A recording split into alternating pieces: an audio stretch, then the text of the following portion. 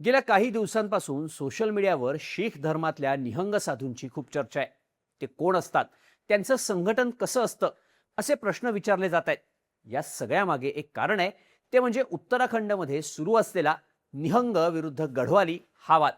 16 जूनला पार्किंगच्या जागेमुळे सुरू झालेली भांडणं 12 दिवस उलटूनही संपायचं नाव घेत नाहीयेत. 3 राज्यांतले राजकारणी, उत्तराखंडचे मुख्यमंत्री पुष्कर सिंग धामी, स्थानिक पोलीस प्रशासन, ITBPचे जवान, शीख धर्मगुरू या सगळ्यांचा हस्तक्षेप झाला. पण तरीही हा वाद काही संपत नाहीये. गुरुद्वारा हायजॅक करण्यात आला. हिमाचल प्रदेशातून आलेल्या निहंग साधूंकडून पोलिसांच्या बॅरिकेडिंगवर तलवारीनं वार करण्यात आले. त्यांच्यावर दगडफेक करण्यात आली. यावरून स्थानिक गढवालींमध्ये नाराजी वाढली. पण राज्याच्या मुख्यमंत्र्यांनी या घटनेच्या विरोधात ठोस पावलं न उचलल्यानं त्यांचा राग अजून जास्त वाढल्याचं बोललं जातंय.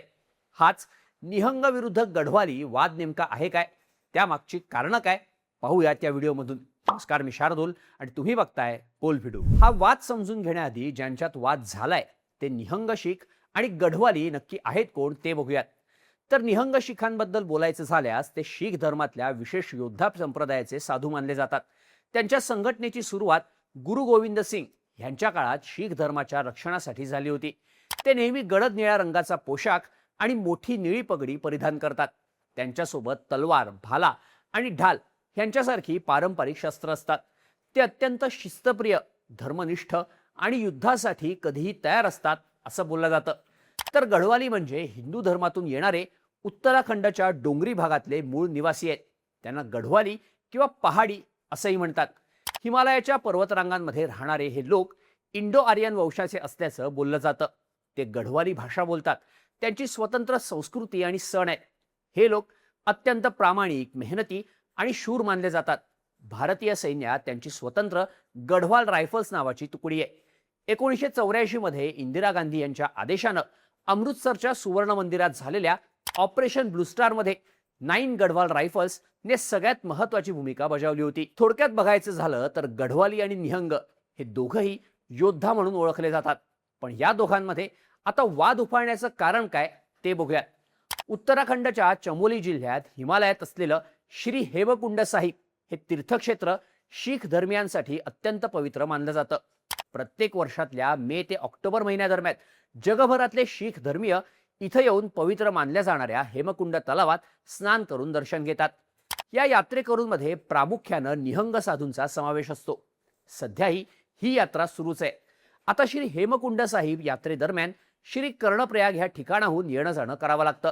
येणारे जाणारे निहंग साधू आणि शीख धर्मीय इथे थांबून विश्रांती घेतात. दरम्यान 16 जूनला श्री हेमकुंड साहिबचं दर्शन करून आलेल्या काही निहंग साधूंचा पार्किंगच्या वादावरून स्थानिक गढवाली लोकांशी वाद झाला. हा वाद इतका वाढला की निहंग शीखांनी स्थानिकांवर हल्ला केल्याचं सांगण्यात आलं, ज्यात 4 जण जखमी झाले. या घटनेचा व्हिडिओ सोशल मीडियावर प्रचंड व्हायरल झाला होता. यानंतर स्थानिकांनीही प्रतिहल्ला केला, ज्यात एक निहंग शीख जखमी झाला. स्थानिक गढवाली लोकांनी पोलिसांना बोलावून घेतल्यानंतर त्यांनी 4 निहंग शीखांना अटक केली. नंतर त्यांना न्यायालयासमोर हजर करून न्यायालयीन कोठडीत पाठवण्यात आलं. पण यानंतरच खरा राडा सुरू झाला. उत्तराखंड पोलिसांनी अटक केलेल्या 4 निहंग शीखांना विनापगडी न्यायालयात हजर केल्याचा आणि पोलिसांनी घटनेची चौकशी न करताच स्थानिकांच्या बाजूने कारवाई केल्याचा दावा काही शीख संघटनांकडून करण्यात आला. ही माहिती सोशल मीडियावर वाऱ्यासारखी पसरली. देशभरातल्या निहंग शीखांच्या संघटनांनी 21 जूनला घटनेचा निषेध करण्यासाठी कर्णप्रयागला एकत्र येण्याचं आवाहन केलं. पण त्याच्या आदल्या दिवशीच 7 निहंग शीखांनी रुद्रप्रयागच्या नगरासू गुरुद्वाऱ्याचा छतावर ताबा मिळवला. त्यांनी तिथं दर्शन करण्यासाठी आलेल्या दोघांना बंदी बनवलं. पोलिसांनी त्यांना समजावण्याचा बराच प्रयत्न केला, पण ते काही ऐकत नव्हते. शेवटी प्रशासनानं पंजाबमधून निहंग शीखांच्या प्रतिनिधी मंडळाला बोलावून घेतलं आणि 23 जूनला त्या 7 निहंग शीखांना खाली उतरवून 2 भाविकांची सुटका करण्यात आली. यावेळी 7 निहंग साधूंनी बाहेर आल्यावर माध्यमांशी बोलताना सांगितलं की गुरुद्वारा प्रशासनानं आम्हाला राहण्यासाठी जागा आणि जेवण द्यायला नकार दिल्यानं हे सगळं घडलं. नगरासू गुरुद्वाऱ्याच्या प्रशासनानंही तसंच सांगितलं.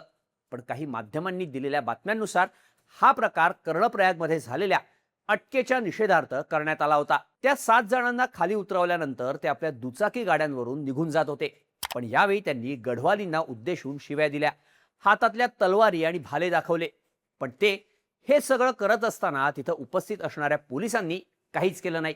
शिवाय त्यांनी 3 दिवस 2 जणांना बंदी बनवण्याचा जो गुन्हा केला होता त्याबद्दल कुठलीही कारवाई सुद्धा केली नाही. या गोष्टींमुळे गढवालींमध्ये मोठी नाराजी बघायला मिळाली.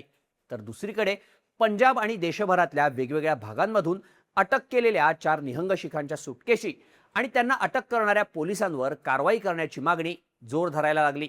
वादाची सुरुवात गढवालींनीच केली. आमच्या 4 निहंग शिखांची काहीही चूक नाही, पोलिसांनी एकतर्फी कारवाई केली, असे आरोप केले जाऊ लागले.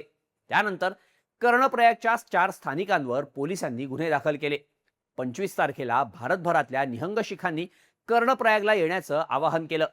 निहंग शिखांच्या एका गटानं तर मुख्यमंत्री पुष्कर सिंग धामी यांना जीवे मारण्याची धमकीही दिल्याच्या बातम्या आल्या. स्थानिकांनीही याला प्रत्युत्तर देत 1984 साली गढवाल रेजिमेंटनं केलेल्या कारवाईचा दाखला देत स्वतःची पाठ थोपटली. काही लोकांनी एकत्र येत निहंग शिखांच्या धमक्यांचा निषेध सुद्धा केला. यानंतर दिल्ली शीख गुरुद्वारा व्यवस्थापन समितीच्या शिष्टमंडळानं 24 जूनला उत्तराखंडचे मुख्यमंत्री पुष्कर सिंग धामी यांची भेट घेतली.